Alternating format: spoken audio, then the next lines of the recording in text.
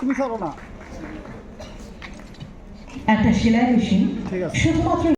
আজকে আমরা Tripura women commission, Tripura ONGC অ্যাসেটের সহযোগিতায় 120 জন মহিলাকে আত্মনির্ভর করার লক্ষ্যকে সামনে রেখে 120 জন মহিলাকে আমরা সেলাই মেশিন আজকে দেব। তো তার মধ্যে গোমতী জেলা থেকে 50 জন মহিলাকে দিচ্ছি সেলাই মেশিন, এবং গোলাঘাটি থেকে 30 জন আসছে, এবং বামুটিয়া থেকেও আসবে, এবং অন্যান্য ওয়েস্ট ডিস্ট্রিক্ট থেকে আসছে।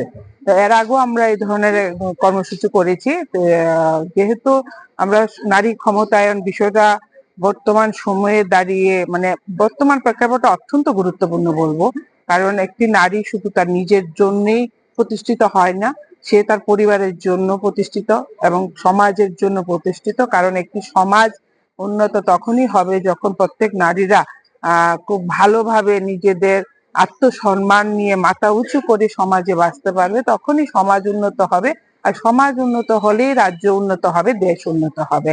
সেই যে একটা আমাদের চিন্তা ভাবনা, বর্তমান সময়ে আমরা দেখতে পাচ্ছি যে রাজ্য সরকারও বিভিন্ন স্কিল ডেভেলপমেন্টের মাধ্যমে মহিলাদেরকে আত্মনির্ভর করা বা বিভিন্ন এসএইচজি গ্রুপের মাধ্যমে আত্মনির্ভর করার প্রয়াস চালিয়ে যাচ্ছেন। এবং আমাদের ভারতবর্ষের প্রধানমন্ত্রী নরেন্দ্র মোদীজিও সেই চিন্তা ভাবনায় এগিয়ে কাজ করছেন যে ভারতবর্ষের প্রত্যেকটা নারীকে আত্মনির্ভর হতে হবে।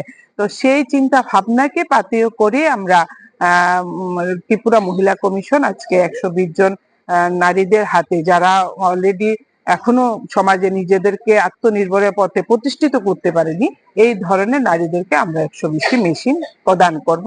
আমাদের পাশে সহযোগিতা হাত বাড়িয়ে দিয়েছেন ত্রিপুরা ওএনজিসি। ধন্যবাদ।